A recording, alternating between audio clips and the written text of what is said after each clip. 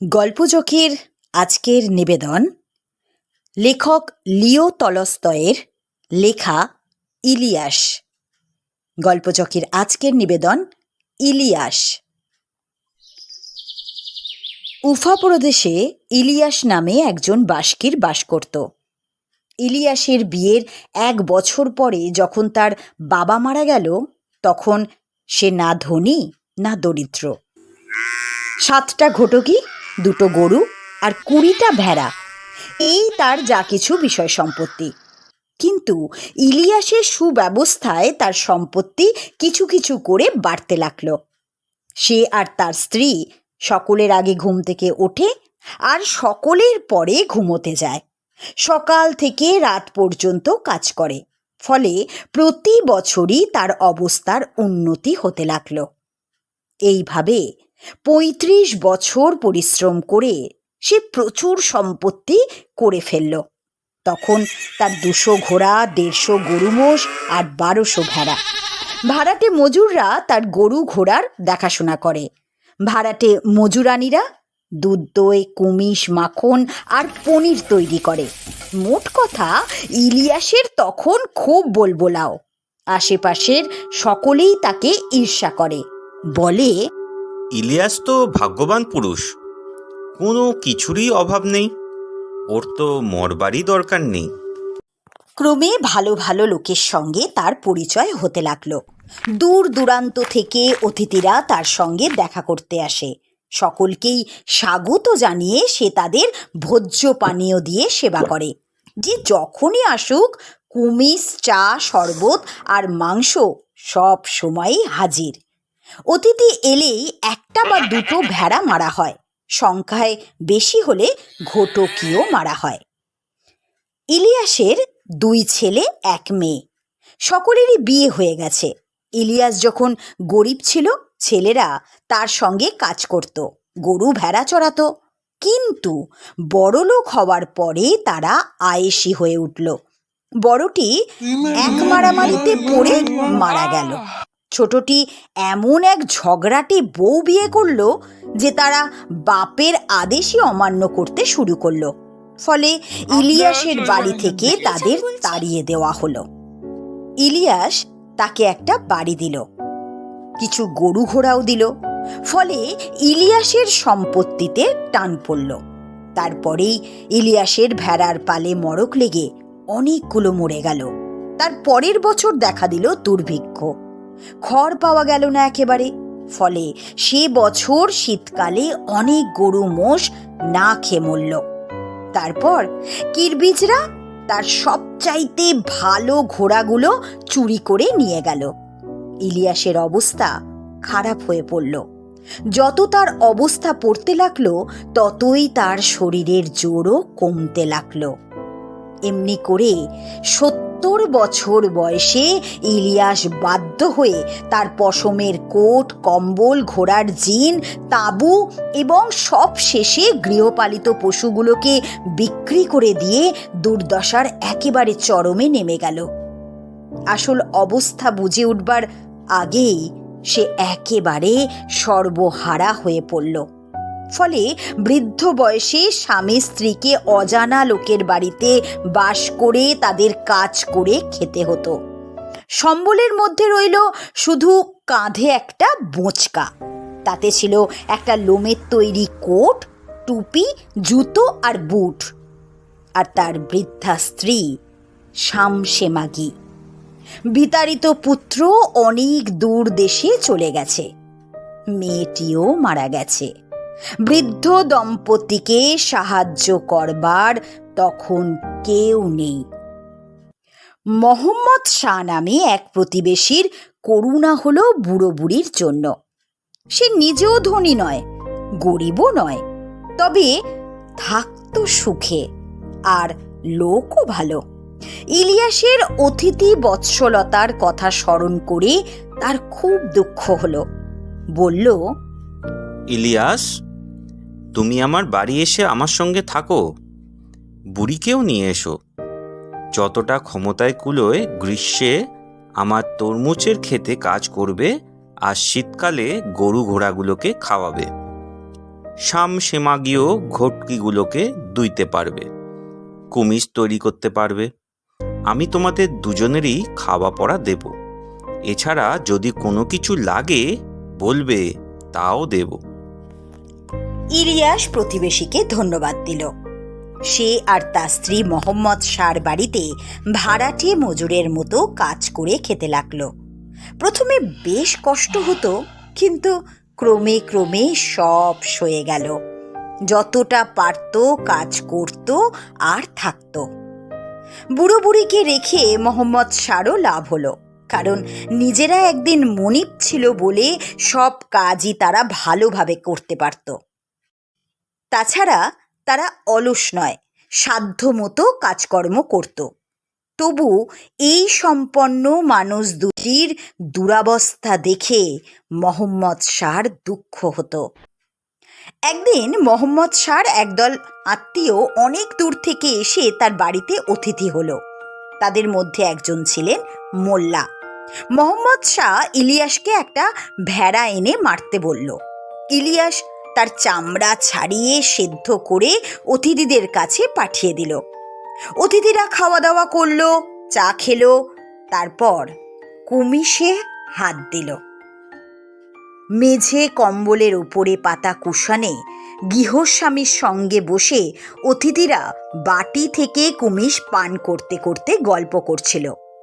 এমন সময় কাজ শেষ করে ইলিয়াস দরজার পাশ দিয়ে যাচ্ছিল। তাকে দেখতে পেয়ে মোহাম্মদ শাহ অতিথিদের বলল, দরজার পাশ দিয়ে যে বুড়ো মানুষটি চলে গেল, তাকে আপনারা লক্ষ্য করেছেন কি? একজন বলল, না, আমি তো দেখিনি, কিন্তু ওর মধ্যে বিশেষ করে দেখবার কিছু আছে নাকি? বিশেষত্ব এই যে এক সময় সে এ তল্লাটে সবচেয়ে ধনী ছিল। নাম ইলিয়াস। নামটা আপনারা হয়তো শুনে থাকবেন। অতিথি বলল, নিশ্চয়ই, না শোনবার জো কি? লোকটিকে কখনো চোখে দেখিনি, কিন্তু তার সুনাম ছড়িয়েছিল বহুদূর।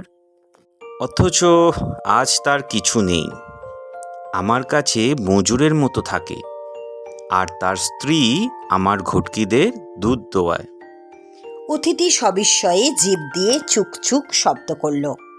ঘাড় নাড়তে নাড়তে বলল, সত্যি, ভাগ্য যেন চাকার মতো ঘোরে। একজন ওপরে ওঠে তো আর একজন তলায় পড়ে যায়। আহা, বলুন তো, বুড়ো লোকটা এখন নিশ্চয়ই খুব বিষণ্ণ। কি জানি, খুব চুপচাপ আর শান্ত হয়ে থাকে, কাজও করে ভালো। অতিথি বলল, লোকটির সঙ্গে একটু কথা বলতে পারি কি? জীবন সম্পর্কে ওকে কিছু জিজ্ঞাসা করতে চাই আমি। গৃহস্বামী বলল, নিশ্চয়ই পারেন। তারপর তাঁবুর বাইরে গিয়ে ডাকল, বাবাই, একবার এদিকে এসো তো। তোমার বুড়িকেও সঙ্গে নিয়ে এসো, আমাদের সঙ্গে একটু কুমিশ পান করবে। ইলিয়াস আর তার স্ত্রী এলো। ইলিয়াস অতিথি ও গৃহস্বামীকে নমস্কার করলো, প্রার্থনা করলো। তারপর দরজার পাশে এক কোণে বসল। তার স্ত্রী পর্দার আড়ালে গিয়ে কর্তের পাশে বসল। ইলিয়াসকে এক বাটি কুমিজ দেওয়া হলো। সে আবার অতিথি ও গৃহস্বামীকে মাথা নিচু করে নমস্কার করলো এবং একটু খেয়ে বাকিটা নামিয়ে রাখলো। অতিথি তাকে জিজ্ঞাসা করলো, আচ্ছা বাবাই, আমাদের দেখে তোমার অতীত জীবনের সুখ সমৃদ্ধির কথা স্মরণ করে এবং এখানকার দুরবস্থার কথা ভেবে কি খুব কষ্ট হচ্ছে? ইলিয়াস হেসে বলল, সুখ দুঃখের কথা যদি বলি, আপনারা হয়তো আমার কথা বিশ্বাস করবেন না। বরং আমার স্ত্রীকে জিজ্ঞাসা করুন। তিনি মেয়ে মানুষ, তার মনেও যা, মুখেও তাই। এই বিষয়ে তিনি পুরো সত্যি বলতে পারবেন। অতিথি তখন পর্দার দিকে তাকিয়ে বলল, আচ্ছা ঠাকমা, আগেকার সুখ আর এখনকার দুঃখ সম্পর্কে তোমার মনের কথাটা বলো তো। পর্দার আড়াল থেকে শামসেমাগি বলতে লাগলো, এই হলো আমার মনের কথা। 50 বছর এই বুড়ো আর আমি একত্র বাস করছি। সুখ খুঁজেছি, কিন্তু কখনো পাইনি। আর আজ এখানে এই আমাদের দ্বিতীয় বছর, যখন আমাদের কিছুই নেই, যখন আমরা ভাড়াটে মানুষের মতো বেঁচে আছি, তখন আমরা পেয়েছি সত্যিকারের সুখ। আজ আর কিছুই চাই না। অতিথিরা বিস্মিত, গৃহস্বামীও বিস্মিত। সে উঠে দাঁড়ালো, পর্দা সরিয়ে বুড়ির দিকে তাকালো। 2 হাত ভেঙে বসে সে স্বামীর দিকে চেয়ে হাসছে, স্বামীও হাসছে। বুড়ি আবার কথা বলল, আমি সত্য কথাই বলছি, তামাশা করছি না। অর্ধ শতাব্দী ধরে আমরা সুখ খুঁজেছি। যতদিন ধনী ছিলাম কখনো সুখ পাইনি, কিন্তু আজ এমন সুখের সন্ধান আমরা পেয়েছি যে আর কিছুই আমরা চাই না। কিন্তু এখন কিসে তোমাদের সুখ হচ্ছে? বলছি, যখন ধনী ছিলাম, বুড়োর বা আমার এক মুহূর্তের জন্যেও শান্তি ছিল না।